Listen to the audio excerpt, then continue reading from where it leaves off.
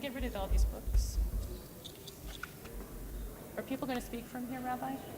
Rabbi, will people speak from No. here? No, that's what I'm saying. Put them there. But why? Put them there. They will bring.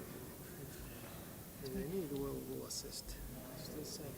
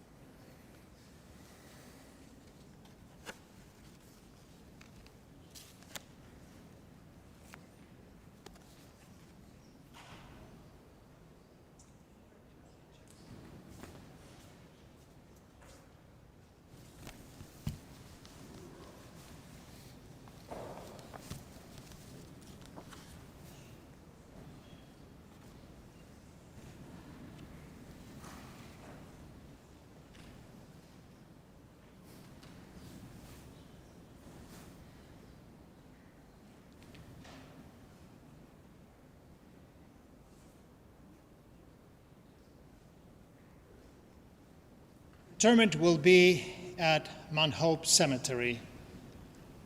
The family of Rudy Salison will be gathering at 85 Toby Court in Pittsford Wednesday and Thursday from 7 to 9 p.m. If you wish to further honor the memory of Rudy, you may do so by making contributions and donations to the MPN Research Foundation, ALS Association, Temple Bethel, or the charity of your choice. Fear no death. We're all destined to die. We share it with all who ever lived, with all who ever will be. Bewail the dead, hide not your grief.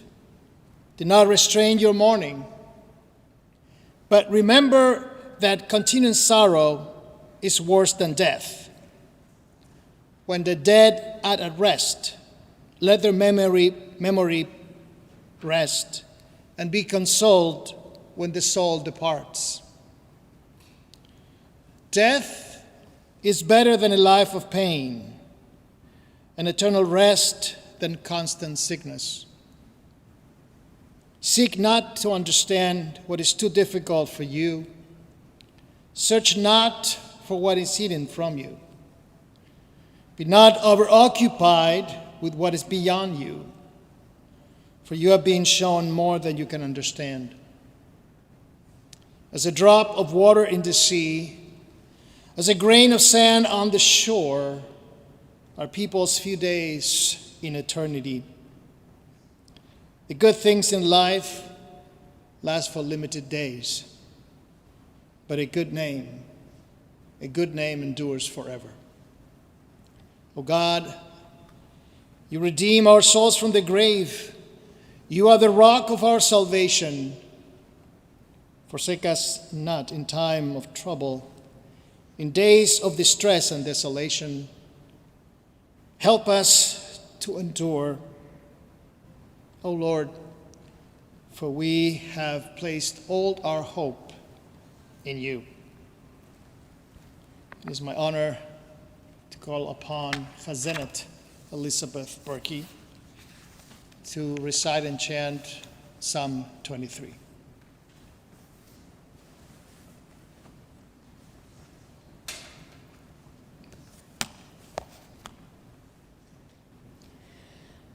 Adonai roi lo echzar bino deshe yarbitzeni al mei menuchot yenahaleini.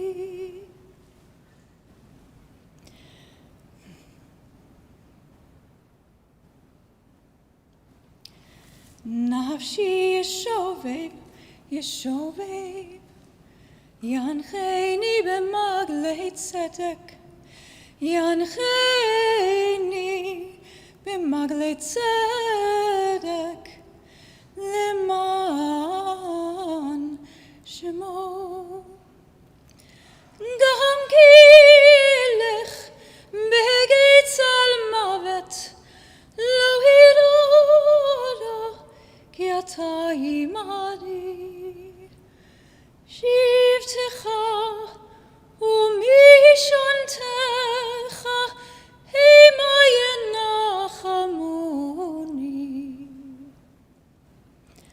Taroch lefanai shulchan neged tzorirai dishanta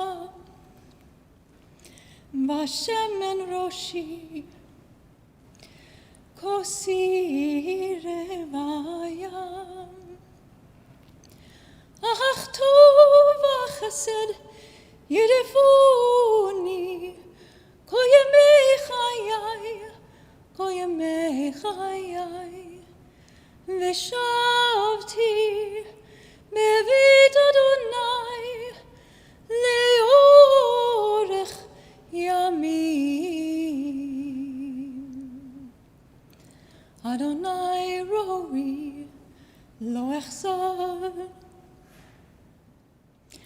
Adonai roi lo echzad.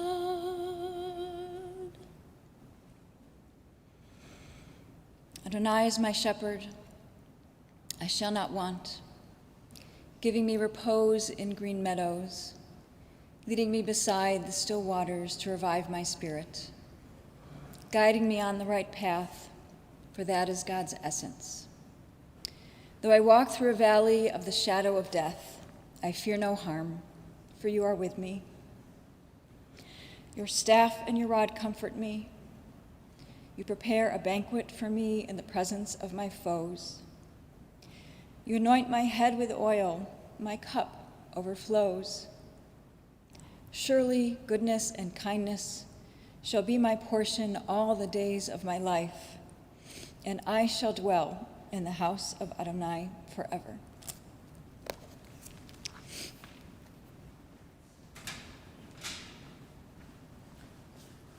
It is now my honor to call upon Rudy's children, David, Jeremy, and Josh, to speak.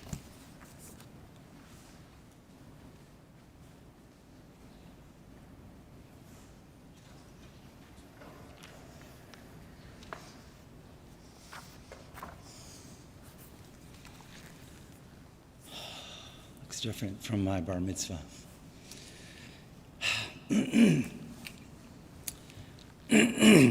Sorry. Saying goodbye to my mother is one of the hardest things I've ever had to do, if not the hardest. I'm David, her firstborn son. Thank you all for being here today and for sharing in our grief and also in this celebration of Mom's life. My mother was born Ruth Carol Rothman on May 15th, 1936, in Canton, Ohio. But her parents always called her Rudy, the name she went by to this day. She was the middle of three daughters, in between her elder sister Elaine, who's here, and her much younger sister, Kathy Sue, who died of leukemia at age 5 when Mom was in college. That was the saddest moment of her entire life, Mom told me, along with losing her mother suddenly when Ida, my grandmother, was just 62. My mother and father met when they were in high school. She was 16, and he was 17. On their first date, they went out for pizza. Mom had never tried it before because her mother always believed that pizza was like a plate full of garbage, which is how it appeared to my mother as well when the pizza arrived. But she did eat one piece, and Dad fell in love with her immediately. Actually, Mom contended that he fell in love with her on the second date, and my dad, always deferential to her, takes her word for it. They actually dated for 3 more years at Michigan, but broke up when Mom left school to live with her parents after her sister Kathy died. Eventually, a couple of months after Mom returned to Michigan, on a beautiful spring day in April of '56, my parents ran into each other on the Diag, a chance encounter that my dad describes as the most miraculous moment in his life.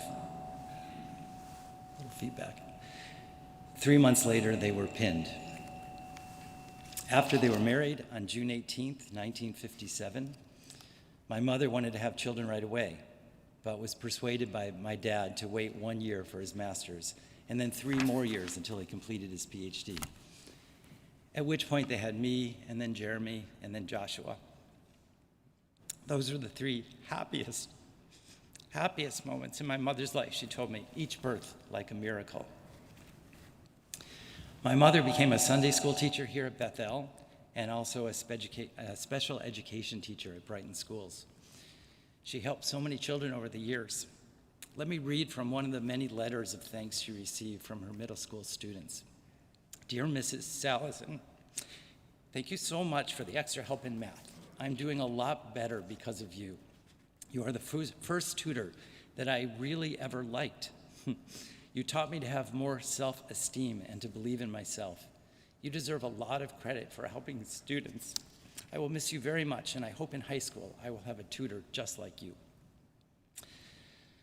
Mom leaves us much too soon. Only a month ago, we celebrated her 85th birthday together on Zoom. She was as vibrant as ever, in full possession of her intelligence and wit. And she and Dad were planning to fly out to California a few days later. It was going to be the first time we'd see them in person since Thanksgiving of 2019. Probably the longest we'd ever gone without getting together because of COVID. But she'd been experiencing some shortness of breath, and her cardiologist recommended she get an angiogram before flying out. Well, she never left the hospital. The angiogram had complications, the most devastating of which was a rare immune reaction to the blood thinner used in the procedure. The effect was blood clotting, likely throughout her entire body. This condition, called HIT, is lethal in about 20 to 30% of patients, and unfortunately, Mom succumbed to it as well. She died peacefully in her sleep at 3:45 in the morning on Saturday, a little over a month after entering the hospital, in the morning after my parents' 64th wedding anniversary. The last time I saw my parents together in person, during Thanksgiving in 2019, I recorded a video of them it's going to be a harder part, reminiscing about their lives. I would like to share a few of the things my mother said in that interview. I asked her about one special memory from her life. She talked about getting married to Dad and going on their honeymoon. In those days, she said, you didn't sleep with your boyfriend or your fiancé before you got married. We had gone together for 3.5 years, and it was nice to finally get married. This is one of the things I always appreciated and admired about her healthy attitude and relative openness about sexuality. Indeed, she was well known to her friends and children alike for her ability to tell a good, dirty joke.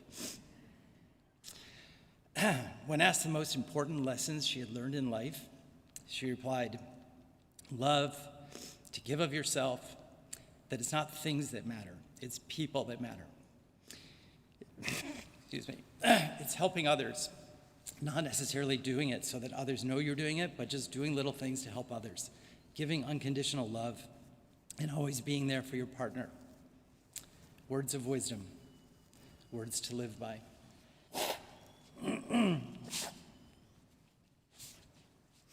My mother really did these things. She was so generous with her time and with her love. I was always proud and excited to introduce my friends to her, as well as my dad. Indeed, Sylvia, now my wife, joined my parents and me for dinner on one of our first dates when we only knew each other for a couple of weeks. Sylvia, who had just met Mom for the first time, immediately realized what a special person she was, and they soon came to love each other as mother and daughter. I've been struck in these few days since Mom's passing by all of the heartfelt tributes I've heard from so many of my friends who felt close to her, whom she made to feel special and at ease and like part of the family. I also asked Mom, how would you like to be remembered? Her reply, just, she tried her best. She tried her best. When I think of those words, it sums up so much about my mother. Her energetic and indefatigable nature, always doing, always busy, putting things on and checking them off her list from morning until night and keeping the rest of us busy as well. She was by far the busiest 85-year-old that any of us has ever known. Her diligence, you could always rely on her to manage all the details. And for instance, she volunteered as secretary of her HOA for the past 20 years. Her competitiveness, she was extremely good at Pictionary and at Pounce, games we played as a family often. And the forever unfinished nature of her work. However good we were, we could be better still. She tried her best. She went on to say, caring for others, living for others, you have to put other people first. There's so many people who need help, who need caring. We have to help others who don't live such wonderful lives. Giving of yourself is really important. Finally, I asked what her last words would be. She thought for a moment and replied, "I love you." And amazingly, those were her last words exactly. As her health declined, the last time she was able to speak any words at all was on Tuesday, a week ago. But on Friday, late afternoon, just hours before she passed away, we had a family Zoom call, including Sylvia, who was at that time alone in the hospital room with Mom. At one point during the call, when my mother seemed a little more alert, Sylvia leaned over to her and said, "I love you." And to everyone's surprise, Mom opened her eyes, looked back at Sylvia, and uttered, "I love you."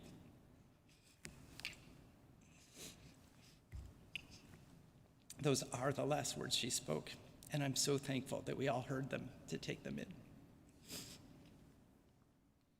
In closing, I would like to say some last words to her. Mom, we're going to miss you so much. You animate every conversation. I'm sorry, Dad, but I can't imagine how we're going to manage our weekly phone calls without her. You orchestrate all our family events. You are the unfailing repository of all family memories and the glue that binds us together. You've known me longer than anyone in this world, and I'm still a work in progress. Your work on improving me and my children is not yet done. Among the many things you taught me is an appreciation for the bittersweet. Not in chocolate, you always enjoyed milk chocolate more, but in life. So often you would wipe tears from your eyes at joyous moments, especially at the joyous moments, as well as the sad. At this moment, losing you is bitter, but my memory of you is sweet. Your vibrancy, warmth, and love will live on. We will carry you with us in our hearts for the rest of our days. We love you, Mom. I love you.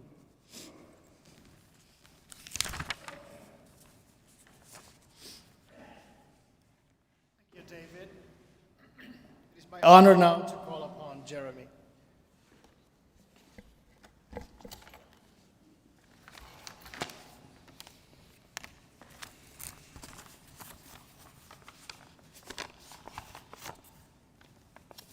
So let me echo David in thanking you all for coming. If you notice any similarities, I showed him my notes before he finished his, just want to say. But everything was right. Everything he said was right on, and I won't repeat it, but I will echo it. I think your presence here and the presence of the people who are online is a tribute to the closeness of this family and to the many closeness across geographies, closeness in the wide circle of friends that my mom had throughout her life and that she has kept up with for so long. We've gathered for many wonderful celebrations. I'm so glad that we did that countless times throughout our lives with my mom there. Obviously, this is a sad occasion to gather, and it's difficult to find a fitting tribute for a person who always worked to cement and strengthen the bonds that bring us all together here.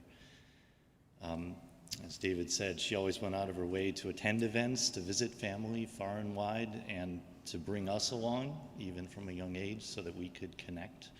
And that helped us be close and remain close, and seeing everybody here makes me feel maybe just a little less sad, because it just shows how much she contributed to the family and to the community. And I think she was loved and appreciated for that, and she was a loving and sweet person, so I know she would appreciate it. As many people have reminded us, she always sent a card on birthdays, on anniversaries, on holidays, on special occasions. She and my dad often made the cards. I learned how to make cards. There's a label that you have to put on the back of the card to make it an official Salison card, and she always did that. Or at least I always do that. And she was also a consummate entertainer and a hostess, and many of you have enjoyed that over the years. There was always one appetizer too many. Actually, there were many more than one appetizer too many. She would often say, don't eat too much, save room for dinner. But you never save room for dinner, and then you would still eat dinner, and there was too much, and then there would be dessert, and there was too much of that, and you would eat that too. So she loved to do that. We learned how to do that. She could be tough and demanding as a parent, but it was always because her expectations of us were so high, and she wanted us to achieve, and she was a great parent. She couldn't help continuing that even as we were adults, as David said, and she couldn't help continuing that for her grandchildren, who I know appreciate it, even if they may not have always appreciated in the moment. I know that they appreciate it. She wanted the best for all of us. Even though she was 85, she was still sharp, and she leaves us much too soon.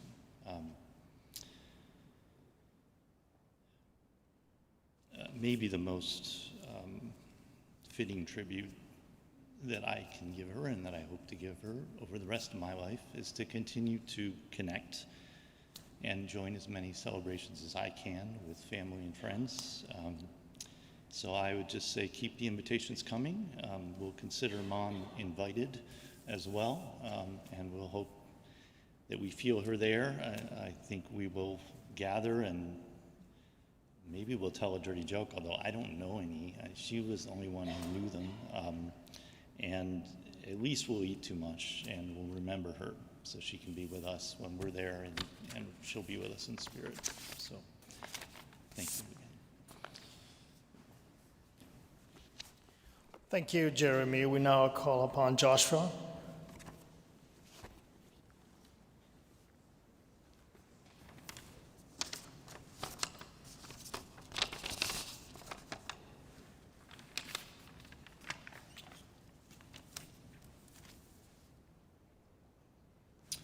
Yeah, thank you all for being here now with us. There's just one thing that stands out for me about Mom. It said everything she did and said was because she really cared so much about others. One early memory I have is going with her to kindergarten Sunday school class every week, which she taught here at the temple. And I remember enjoying the various projects she would create for us and for her classroom of kids, like making challah bread and the fun ways she brought the stories of Judaism to life. Later, I remember her tutoring kids at the middle school and even at home, and helping them with reading and math and whatever special needs they had. And she, of course, helped me with every step of my education also, in my studies and in life. I remember the 4 times she took me to get stitches at the hospital, and countless times shuttling me to piano lessons and soccer practices and Hebrew school, and so many other things to support my growth and interests. At the end of a long day, she would come home and make dinner, and we'd all sit down as a family, and she would want to hear about everyone's day and with every detail. She was always so inquisitive and concerned, and she'd always have something to say or do in response to what we told her. And I'm pretty sure this carried through to everyone she knew, even people she met just for the first time. When Mom and Dad came to visit us a couple years ago, we went for a walk along the coast, and after a bit they wanted to rest while we went ahead. And we came back 15 minutes later, and Mom was in deep conversation with another couple they had just met. And no surprise, we stood there for another 15 minutes while she continued to engage her new friends. Those are just a few brief examples of how much she cared about others. And it extended to every aspect of her life. The joy she felt being with people, hearing their stories, and sharing hers. Through all the parties she hosted, and celebrations of holidays and special occasions with extended family, and frequent travels to visit relatives and lifelong friends. She always stayed in touch with a steady stream of phone calls and letters and cards and gifts and thank you notes, and even thank you notes to our thank you notes, which of course we thanked her for. We talked by phone almost every week. She would always stop whatever she was in the middle of doing when I called. Even if she had a room full of guests she was entertaining, or in the middle of an enthralling movie, she always put family first, and it was always clear how much she loved us.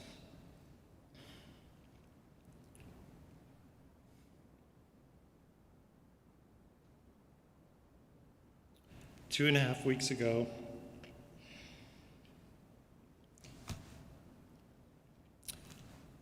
I was with her in her hospital room thinking about all of this. And I told her, "Mom, you're the most caring person I know." And she said, "Do you think so?" A little while later, I realized I hadn't fully conveyed what I'd hoped or needed to. And I said, "Mom, you're the person who cares about me more than anyone else in the world."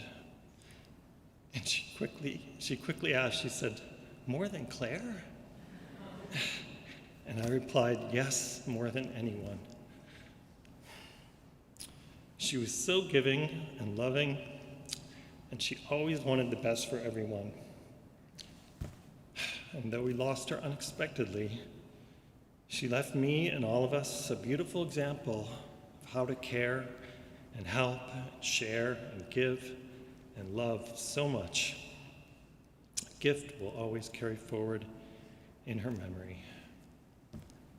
Finally, I've come to realize that the life she lived was a life of service to others, and that's really where she truly found joy and happiness.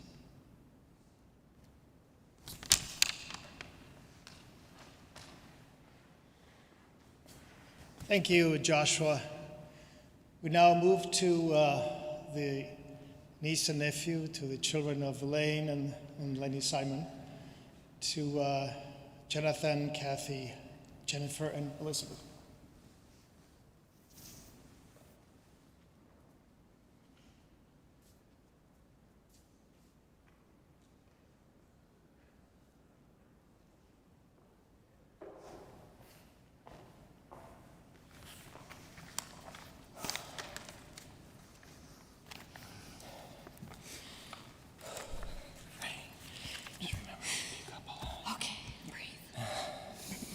This wasn't prepared, but we have a lot prepared.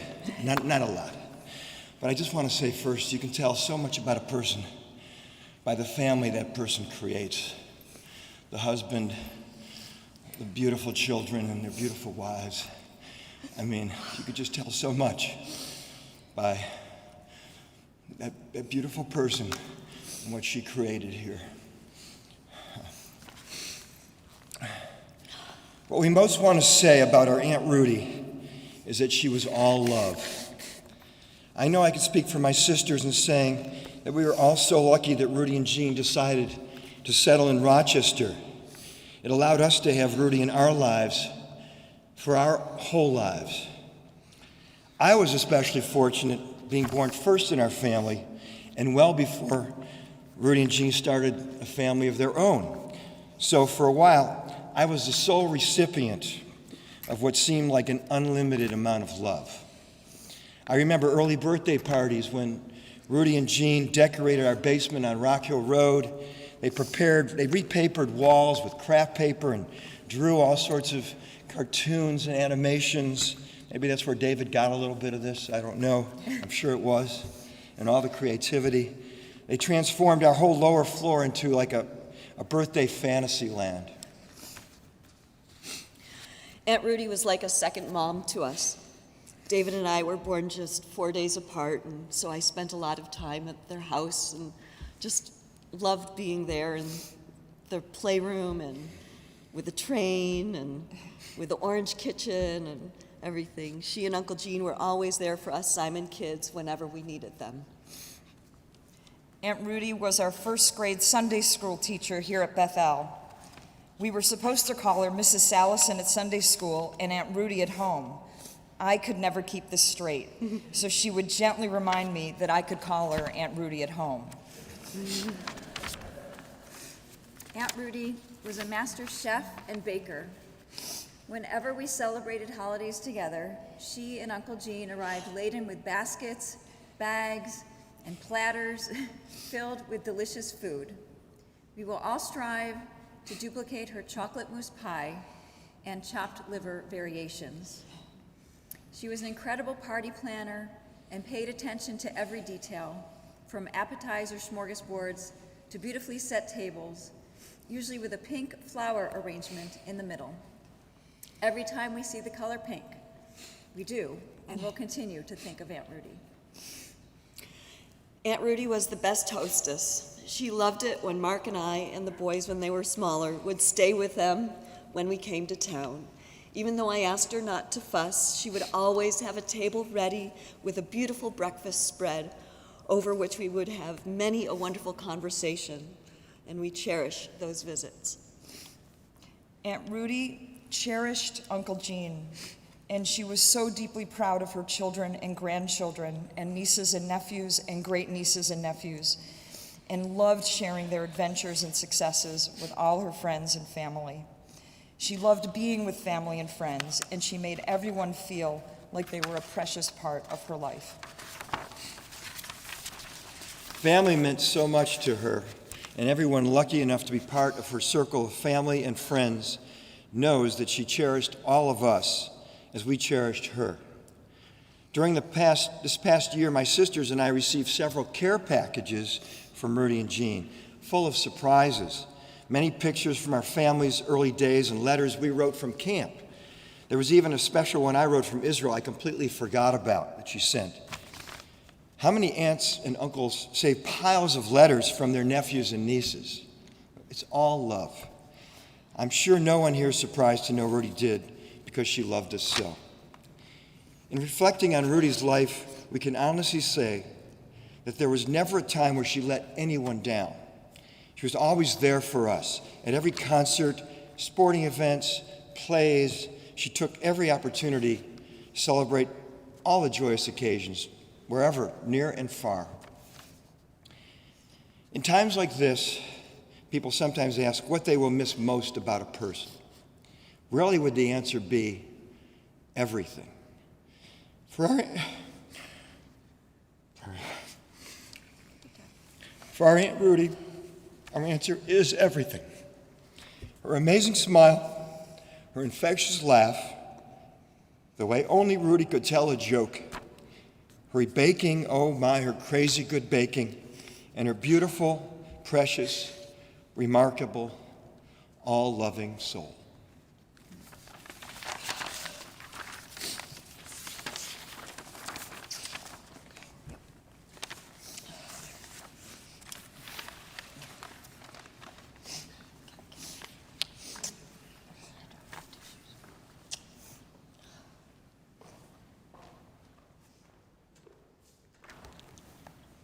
Thank you, Jonathan, Kathy, Jennifer, and Elizabeth. Obviously, something precious has been taken from us.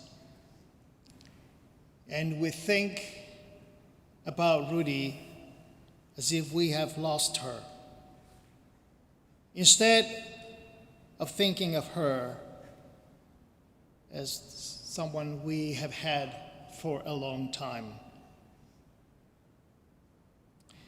we sense only how empty our lives are now or will become, and we forget how full they were before. We forget the many days and years we shared. We praise God for our treasures while we have them. Shall we cease to praise God when they are gone? For God never gives but only lends. What is life itself but alone? Everything, said the sages, is given in pledge. Let us consider then the days which have passed not as a loss, but as a gain. The gain which comes with new courage, with nobler tasks, with a wider outlook on life, with a greater awareness of life's duties and life's possibilities. When I spoke with Jean on the phone, I got the sense that Rudy had determined the moment that she would leave us, as if she had perfect control over her heart, her big heart. Because otherwise she would have not tolerated a life in which she couldn't serve her family and friends, couldn't offer her advice, ideas, and concerns. She was bright. She was a committed and observant Jew. I learned through poking over the membership file that dates all the way back to 1961, that both of you were at Munford High School in the land of Michigan. Is that? And then you went to University of Michigan. And that when you met, and we heard this from David, although you were already on the first date, Jean, you told me there wasn't the second date that you fell in love with her. Fell in love with her. No, I'm going to see someone. No, fell in love with her. And that she taught you so many things about Judaism. But you never dreamt that you will have 8 sets of dishes in your home. Although she kept a beautiful home and a kosher home.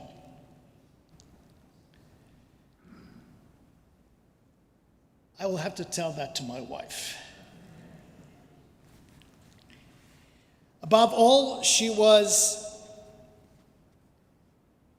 a coach in many ways.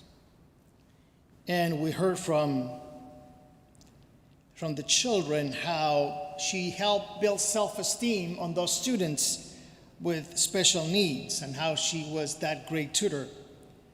Jean told me that over 100 get well cards were there for her when she was in the hospital.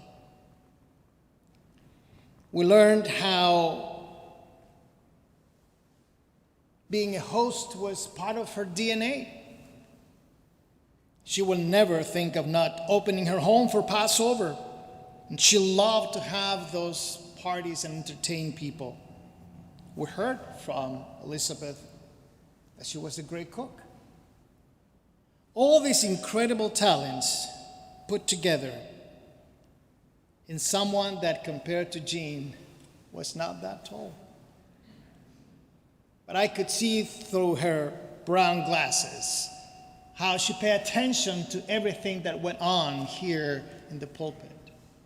And after every sermon, and how often you came to shul, have through 3 words from her of encouragement, or continuing the thought of the sermon, bringing some ideas about Judaism she had learned. Both of you worked together, you told me, on the school paper in high school. And that tells me how good she was in writing and putting her ideas down, how precise. And that was because the Homeowner Association, that she was a secretary for almost 20 years, kept records that were just incredible. People call you or call her to say how wonderful the minutes and what it was reflected. Although they didn't come to the meeting, they were able to draw from Rudy's writings. Precise, good concepts, everything packed together in her mind. Rudy was predeceased by her parents, Sanford and Ida Rothman, her sister Katie Sue. She survived by Jean, children David and Sylvia, Jeremy and Diane, and Joshua and Claire, her grandchildren that she adored, Katie, Kate, Alex, Isaiah, and Eleni, beloved sister Elaine and Leonard Simon, and many nieces, nephews, cousins, and friends. Someone dedicated to expand the horizons of our tradition, Judaism, at Temple Bethel.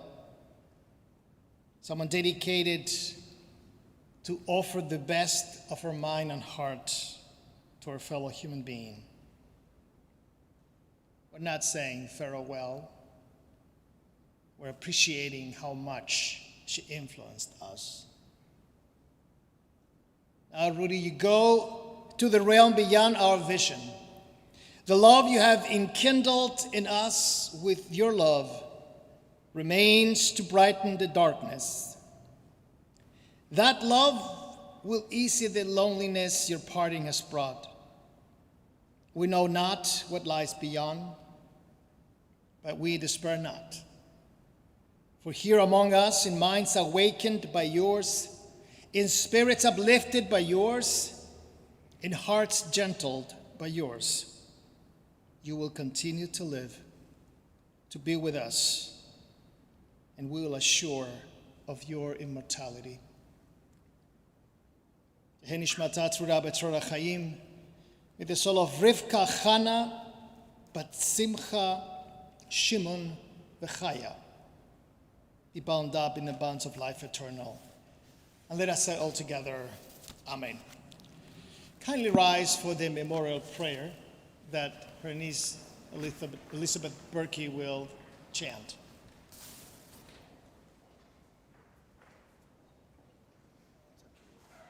I think it's better not to because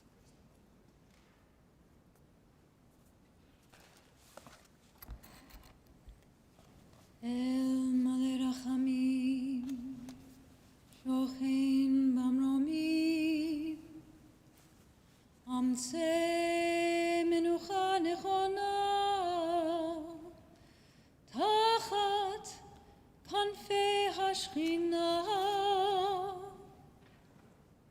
B'malot Kedoshim Utehorim, Kezohar Harakia Mazhirim, Et Nishmat Rivka Chana, Bat Simcha Shalom Vechaya, Shehalcha Leolama, Began Eden Tehei Menuchata, Anam al Harachamim, Hastireha Beseter Kinafecha Leolamim, Utzror Bitzror HaChaim Et Nishmata, Adonai Hu Nachlata, V'tanuach B'shalom Al Mishkava, V'nomar